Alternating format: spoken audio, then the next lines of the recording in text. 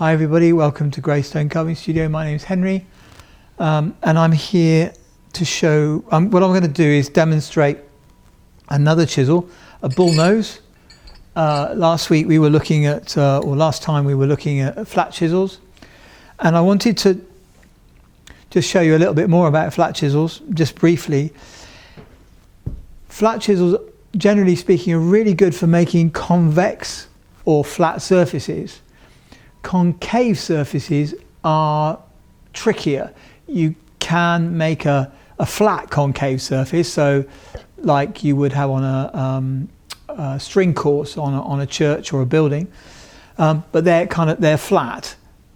If they're curved, that's problematic. So because the edges of the chisel will kind of bury into it, and you get these lines. So to make an internal curve, so a concave curve, which is concave on two planes, you need a chisel that is bull-nosed. You need a rounded chisel. I've got bigger chisels over there that are masonry chisels that are bull-nosed, and they're used for architectural masonry. So a lot of these are hangovers from when I was working at Salisbury Cathedral, when we got all these Gothic arches with these kind of internal curves, and they're kind of all wibbly wobbly like that.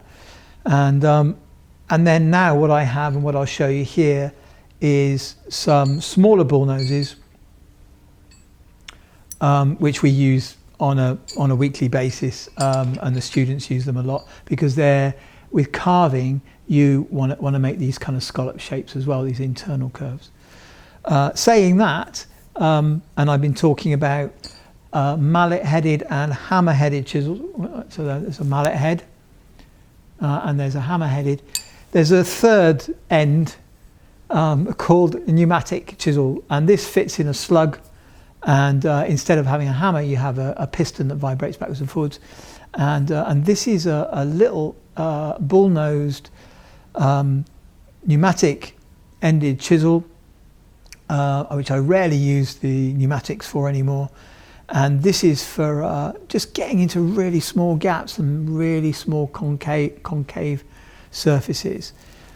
So what I'm going to do is I'm going to demonstrate how, so I'm not going to use the pneumatic. What I'm going to do is show you how we use this, which is very similar, if not the same, as using flat chisels, which is you hold the chisel like that. Close your fingers around it, turn your hand over, put the thumb on top. And here we have, and now you can start thinking about that third set of angles. So instead of that just being flat, you've got this movement, as well as that movement and that movement, well, or rather that movement. So we want to make an internal curve. So I'm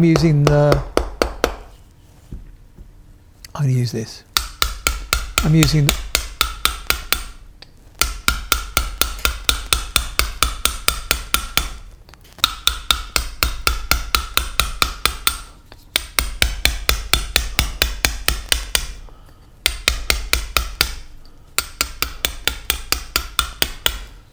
there's your bull-nosed claw, and that's left all these striations, and you want to get rid of the striations.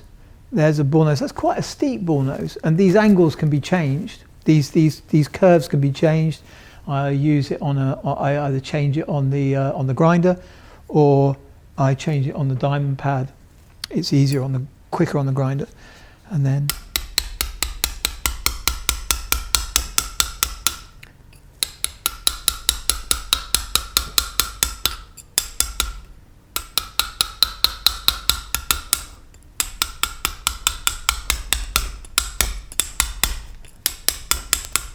so there you have your convex curve on the curve, and then you have concave curve, and the concave curves created by the bull-nosed chisel. Anything else? Oh, okay.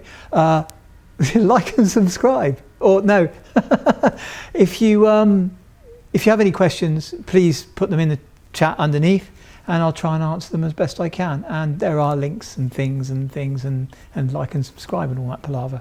So thank you.